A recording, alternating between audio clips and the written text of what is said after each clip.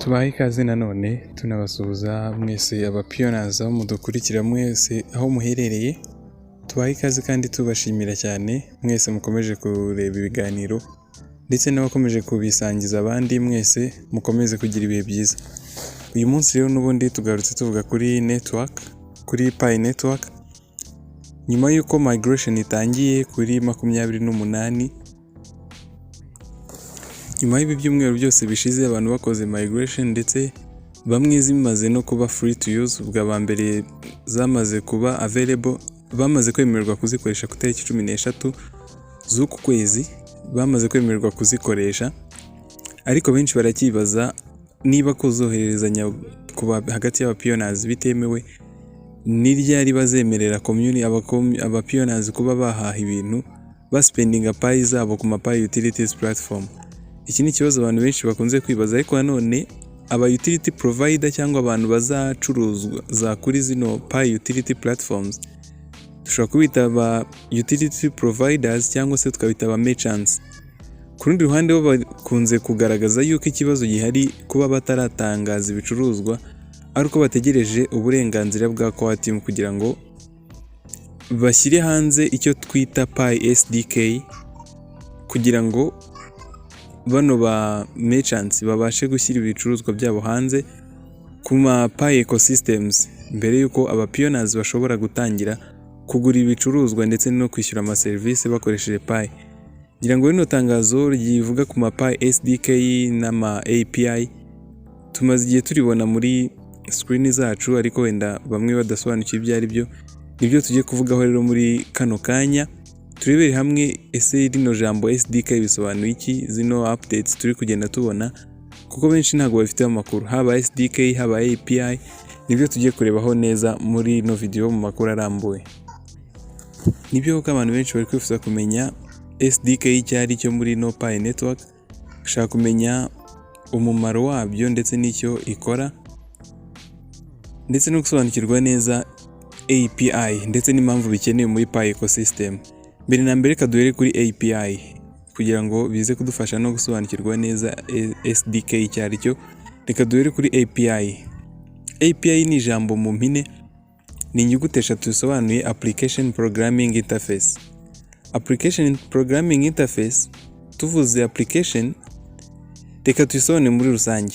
Akamaro kayo ubundi iyi API ariyo twise application programming interface ni ukwemerera ama software programs guhuza muri computer. Nituvuga software program, computer igira ibice bibiri, hari igice cya software ndetse n'igice cya hardware. Igice cya software niho dusanga ama programme yose tugenda tubona muri computer, harimo ubwo ni ibice bidafatika mbese muri make bya computer. Twajya kuri computer hardware ni ibice bifatika bya computer. Hanyuma rero izo programme kugira ngo zibashe gukorana zisaba icyo twakwita interface, ubwo ni nk'umuhuza. Umuhuza ufasha kugira ngo ama application dufite muri telefone cyangwa muri computer abashe guhuza, niyo twakwita API, application programming interface. Nk'urugero hano rwa API, ngira ngo si ubwa mbere baba barakoresha nka application bakagusaba access kugira ngo bakaguha nka request igusaba access kugira ngo ukore allow cyangwa se ukore deny, wenda se nko kuri access kuri kamera, muri gallery, muri phone contact, message n'ahandi, kugira ngo nukora accept ube wemereye iyo application kugira ngo igire izindi huza nayo. Niba se iri buhuze na application ifasha mu guhamagara cyangwa ihuza na gallery cyangwa ihuza se na kamera, ibintu nk'ibyo ngibyo. Hanyuma wakora deny ukaba ubyanze. Iri jambo software ngira ngo twarisobanuye, wumvise aho ritandukanye na hardware. Hanyuma rero ino API, application programming interface, ukundi kuntu twayivuga kugira ngo wenda byumvikane, urugero nk'iyo uri gukoresha application iri bugusabe gukoresha internet kuri telefone yawe, wohereza amakuru ushaka kugira ngo umenye niba ari nk'ibintu ugiye gusacinga kuri Google, ayo makuru ayohereza kuri server irebe neza ayo makuru, iyasuzume, irebe ibyo igomba gukoraho, nirangiza yongere iyohereze. Application igufasha ibirongera ikayohereza, nyuma ukareba ibyo washaka kureba byakugezeho mu buryo bugaragara neza. Icyo twakwita nka API nayo ikora muri ubwo buryo. Navuga ngo ikorera nk'umuhuza, nk'uko iyo server nayo yakoze nk'umuhuza, kugira ngo ibyo ushaka wongere ubibone. Wenda hano urugero rushobora kuba rukomplete, gusa API mu magambo makeya nako ngako niko kamaro kayo. Ikikora ni gukora nk'umuhuza hagati y'amasoftware abiri. Reka dufate nk'urundi rugero. Ahangaha amakuru menshi wenda ajyanye n'iyi API ushobora kuyasanga ku rubuga rwa muri.soft.com ukeneye kumenya amakuru menshi kuri API. Ariko nanone reka dufate n'urundi rugero. Imagine wicaye nko muri restaurant. Runo rugero ndabizi ko ruhite rudufasha kumva neza akamaro ka API hano muri Pi Network. Imagine wicaye nko muri restaurant, ukahagera ukicara ukabona menu, rwa rupapuro ruba rwanditseho ibiryo ushaka kodaringa, urareba n'igikoni ariko ntago ari uri bwigire kuzana ibiryo mu gikoni. Urareba kuri menu, haze kuza umuseriveri arebe bya bindi washyize kuri menu, ajye kukuzanira ibiryo mu gikoni abiguhe ubyakire. Ahangaha uwo museriveri wakuzaniye ibiryo muri make ni umuhuza. Niba umuseriveri akoze nk'umuhuza, igikoni reka tuvuge ko ari systeme tubishyize hano muri Pi Network. Uze ngo wowe n'ubundi uraba ari wowe API tuyifate nka wa museriveri ko niwe uri bufate request yawe cyangwa ibyo ushaka kodaringa, abikujyanire mu gikoni babitunganye hanyuma yongera bikuzanire. API niko izakora. Nayo izakora gutyo, izagifata ibyo ushaka gutuma ibijyane muri systeme bitunganye neza yongere kugarurira result. API mu magambo make navuga ko rukonko imeze. Hanyuma turimo turagana hano muri Pi Network n'ubundi muri ecosystem. Turafata API nk'urundi rugero nk'iyo ugiye kwishyura ibicuruzwa. Hari nka application zifasha abantu kwishyura ibintu. Urugero twavuga nka Flutterwave. Iyo ugiye kwishyura ibintu ukoresheje Flutterwave, iriya ni nka API. Hanyuma rero dusobanure API neza tugeze muri Pi Network. Tuvuge ko muri Pi Network harimo Pi utilities yitwa Pi Hub. Pi Hub tukunze kubona iryo jambo. Turifate nka Pi utility tuzadukorera tuhahiraho ibicuruzwa.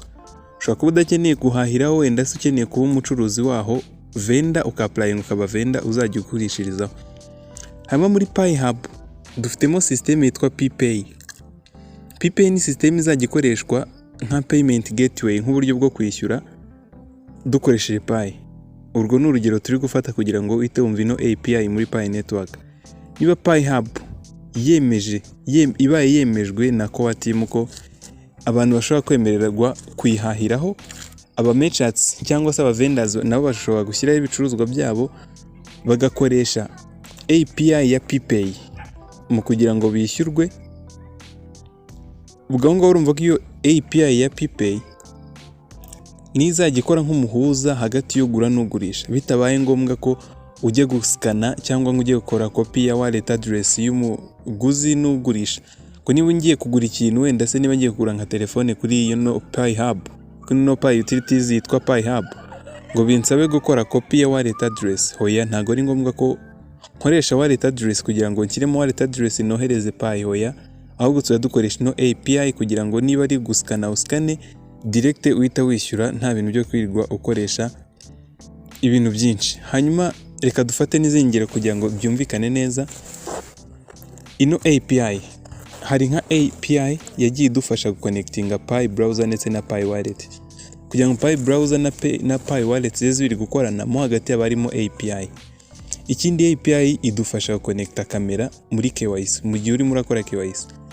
Kamera ni application kwayo na application ya Pi browser irukwaye, ariko kugira ngo zihuze unyuze muri Pi browser uhita ufungura kamera direct, aho ni API, ni ubufasha bwa API. API nanone kandi idufasha mu uploadinga nk'ifoto ya ID mu gihe uyifite muri gallery. Unakuri gukora nka KYC ugiye gusubmiting ifoto ya ID uyifite muri gallery, ushobora guhita ufungurira gallery muri Pi browser utiriwe usubira inyuma ngo ufungure gallery ukwayo. Ubwo ni ubufasha bwa API. API kandi nanone dufasha kureceiving, kwakira ama phone calls. Niba hari umuntu uguhamagaye, ushobora kugufasha kudownloading indirimbo, ushobora kugufasha mu gufungura telefone na fingerprint n'izindi device. Ibintu nk'ibyo byose urumva ko ni API. Ngira ngo API irimo irumvikana neza cyane. Bivuze ngo ahangaha tumenye ko mu magambo make API ikora nk'umuhuza hagati y'ama software n'ama application kugira ngo babashe guhuza, agirane communication hagati yazo. API mu magambo make, ndizera ko yumvikanye neza. Tumaze gusobanukirwa API, biroroshye noneho ko twakumva noneho neza SDK, kuko SDK n'ubundi bijya gukora kimwe, ariko aho bitandukaniye nuko ino SDK yikora mu buryo buri complicated cyane ndetse buri improved, bwongewemo bwiza cyane buruta kuri API. Reka tugaruke neza noneho tureba SDK neza nayo mu busobanuro burambuye.